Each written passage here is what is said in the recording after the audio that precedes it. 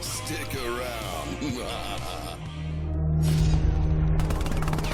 Huntdown. It's HJ Games back with another mini review. What do you get when you mix Arnie, Van Damme and Stallone? Throw it in a blender and add in C++. You get Huntdown, one of the most badass games I've played in a long time. And yet another game that I've missed in 2020. Completely slept on it. Actually, another mate of mine on YouTube, AR Video Games, he was actually streaming this. That's how I picked up on it first.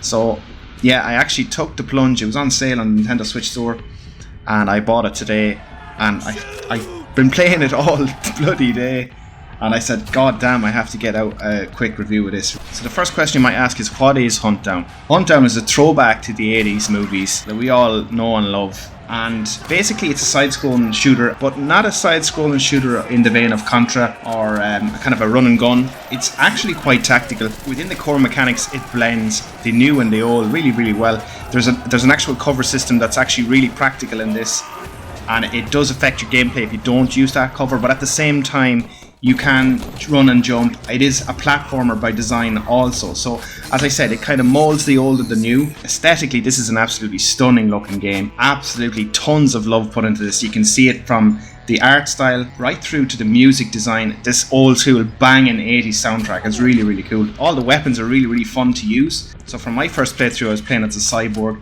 and you can technically carry another weapon. So he has his own starter weapon. In this case, he has like a magnum.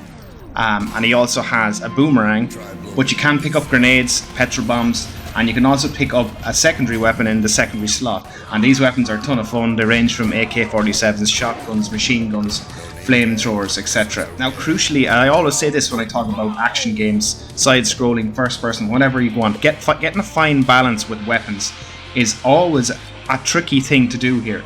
But what I'll say here is the weapon balance is perfect. Every weapon has its use, and you find yourself experimenting quite a lot to see which weapons work best in different given scenarios. So to speak on the actual layout of the game, so basically there's 5 main areas. Each main area has multiple maps, and within those maps, individual maps, you have pretty much a bounty to collect. And essentially what happens is you travel through the level fighting all the gangs, and then you go and you fight the boss battle, which is essentially the bounty that you're going to collect. And at the end of each area then there's one super boss pretty much within that area as well. So tons of replay value. As you can see here, I'm actually showing one of the boss fights as it stands. It's quite funny. It's actually kind of a wrestling match in a way. But again, for the bosses I've fought so far, any of the mini bosses, any of the area bosses, really exquisitely designed. All have unique takes. It's quite skillful, bear in mind, so this can be quite hard. But again, when I say hard, I'm talking about rewarding hard. It doesn't feel cheap or unfair. If you've died, it's normally your own fault as opposed to getting a cheap death or something like that. So that's a perfect balance of difficulty in my opinion. Just a point to note on the version I'm playing on the Nintendo Switch. Now this is also available on Xbox One, PS4, PC, back compatible as well. But it runs perfectly on the Switch. I was playing the Switch undocked. I had it sitting up on a table and I was playing with the Pro Controller. Perfectly playable, really cool. I was playing it anywhere around the house, which is great.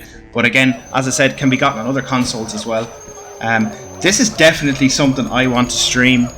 This is just a perfect type of game to stream. Again, always harp back to the balance. The balance and the difficulty here is quite perfect so far. I've not completed it yet, but I've played a couple of hours.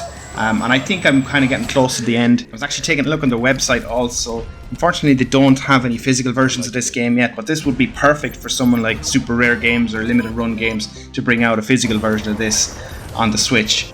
I'll just finish on this note. It's always nice to find a game that you missed out on, where you ultimately find out from somebody in the community. Pick it up. As I said, I got it on the sale right now. It's on the sale on the Switch store. But brilliant time, brilliant fun. And I'm crazy in the mood to watch something like The Predator or True Lies right now. But anyway, that's it for me for another quick impressions, guys. If you like what you see, as always, please make sure you like, subscribe, hit the bell. And yeah, I'll catch you in the next video, guys. Take care.